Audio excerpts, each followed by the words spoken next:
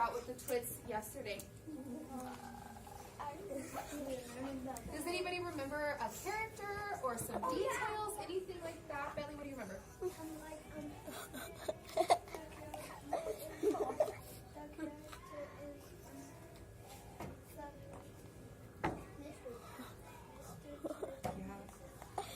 Mr. Twit and Mrs. Twit. And who did we learn about yesterday? Aaron?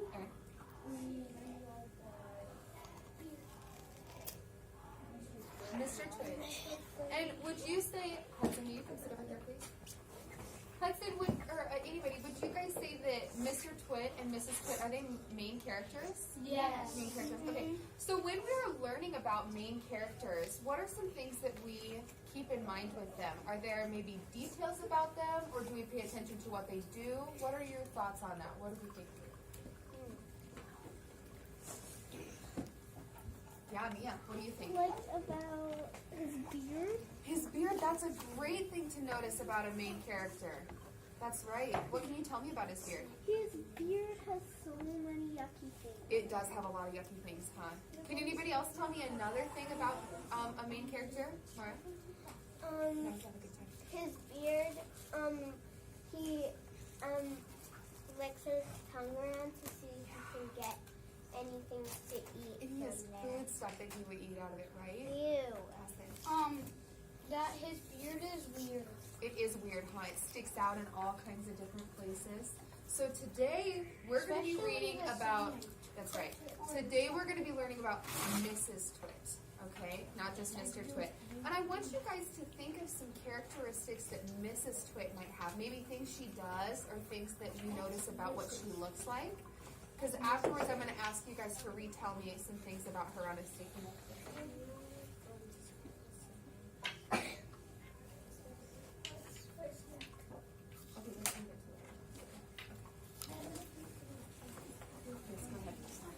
Okay, so I will show the pictures after I read the page, okay?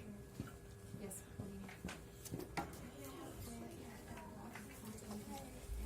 Mrs. Twit.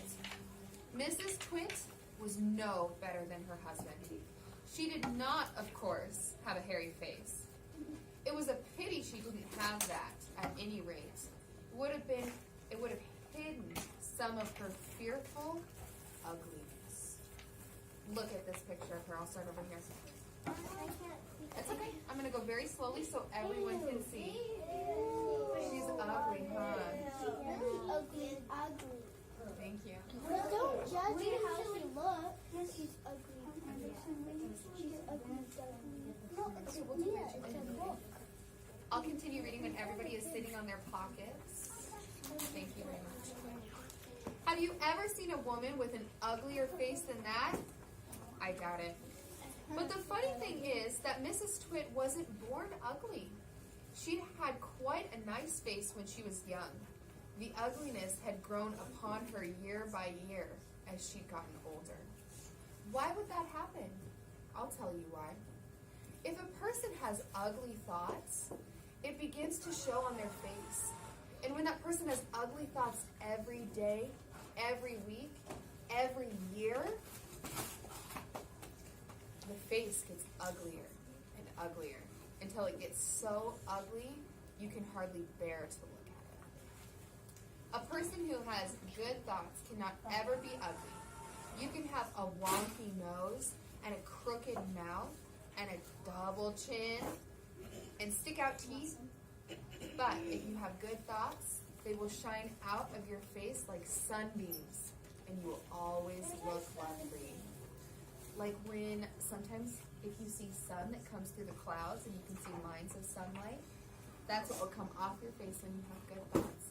Okay, there are two pictures on this page, so I'll go a little slower so everyone can see.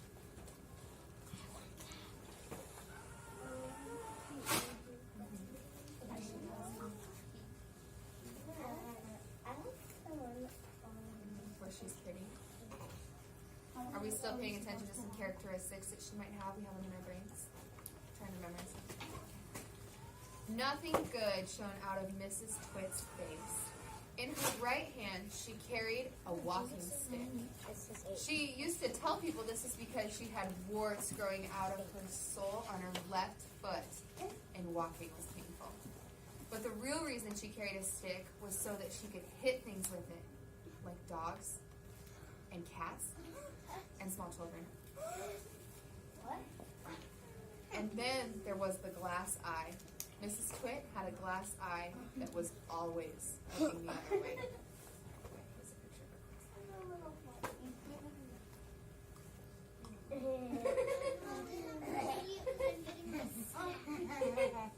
My sister's friend has a glass eye. Oh yeah, sometimes people do. Alright, this part is called the glass eye. You can play a lot of tricks with a glass eye because you can take it out and pop it back in anytime you like. Can you imagine popping out your eye and putting it back in whenever you want? I don't want that. One more. One morning, she took out her glass eye and she dropped it into Mr. Twit's mug of root beer when he wasn't looking. Mr. Twit sat there drinking the root beer slowly. The froth made a white ring around the hairs on his mouth. Do you think he's going to lick those away later, like Mara was saying? Ooh, yeah. So now there's food and root beer in his beard. He wiped the white froth onto his sleeve, and he wiped the sleeve on his trousers. So now he has root beer in his shirt and his pants. Do you think he smells very good? No. I don't think so either. You're plotting something, Mrs. Twit said, keeping her back turned so that he wouldn't see that she had taken, or keeping her back turned so that he wouldn't see that she had taken out her glass eye. Whenever you go all quiet like that, I know very well you're plotting something. Who can tell me what plotting means? It's kind of a bigger word. Have we heard that before anywhere? Zoe? That means you're plotting something bad. Something bad? So is plotting kind of like planning? Do you think he's planning something bad? What do you think, Mark? I'm hiding something. Hiding something? Yeah, so he might be hiding or planning something. Mrs. Twit was right. Mr. Twit was plotting away like mad. He was trying to think up a really nasty trick he could play on his wife that day. You'd better be careful, Mrs. Twit said, because when I see you starting to plot, I watch you like a wombat. Like what? Like a wombat. It's kind of like a big rodent. No. All right, remember how Miss Powell said that sometimes they say mean things? So they might be saying mean things coming up real quick. Oh, do shut up, you old hag, Mr. Twit said. He went on drinking his root beer, and his evil mind kept working away on the latest horrid trick he was going to play on the old woman. Here's a picture of Mr. Twit drinking his root beer.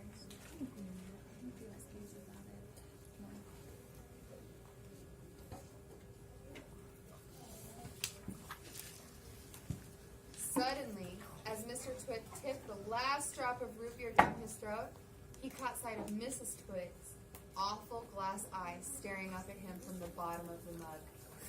It made him jump. Everybody jump. I told you I was watching you, cackled Mrs. Twit. I've got eyes everywhere, so you better. I think we're time for one more. This part is called the frog. To pay her back for the glass eye and his beer, Mr. Twit decided he would put a frog in Mrs. Twit's bed. He caught a big one down by the pond and carried it back secretly in a box. That night, when Mrs. Twit was in the bathroom getting ready for bed, Mr. Twit slipped the frog between her sheets. Then he got into his own bed and waited for the fun to begin. Mrs. Twit came back and climbed into her bed and put out the light. She lay there in the dark, scratching her tummy. Everybody scratch your tummy real quick. Her tummy was itching. Dirty old hags like her always have itchy tummies.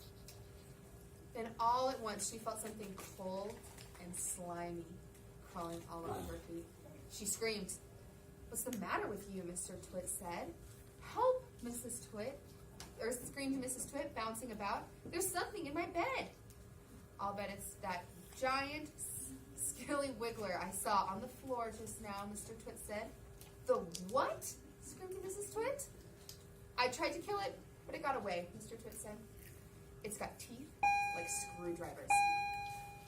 Help, screamed Mrs. Twit. Save me, it's all over my feet.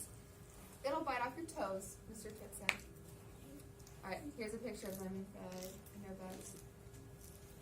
Oh, they don't even share beds because they don't like each other. They don't like each other, do they? Wait, They need wonder to a couple of you. Why did they marry each other? I don't know. That is a good question.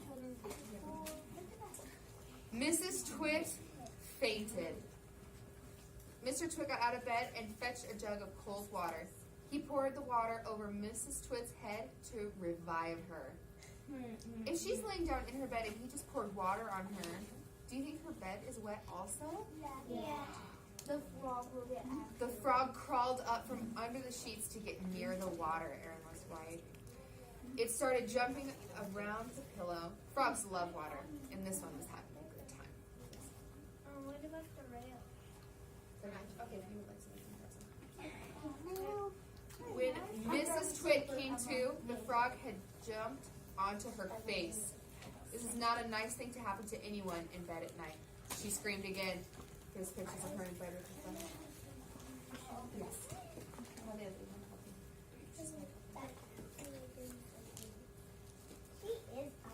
She is ugly, isn't she? By golly, it is a giant skilly wiggler, Mr. Twit said. It'll bite off your nose. That's what they can. Mrs. Twit leapt out of bed and flew downstairs and spent the night on the sofa. The frog went to sleep on her pillow. Okay, so we learned quite a bit about Mrs. Twit and Mr. Twit as characters, right? So who can think of something really quick about Mrs. Twit, about maybe what she looks like, about this character? Right? Yeah, she's right here, but what about her? What did we learn about her? She does have a glass eye. And she's ugly, huh? Can you maybe tell me why she's ugly? Yeah, Mara. Because she thought ugly thoughts, so her face got ugly. Yeah, ugly thoughts made you ugly on your face, huh?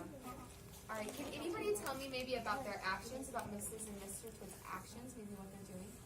They don't like each other when they play nasty tricks. They do play nasty tricks on each other, don't they? Yeah.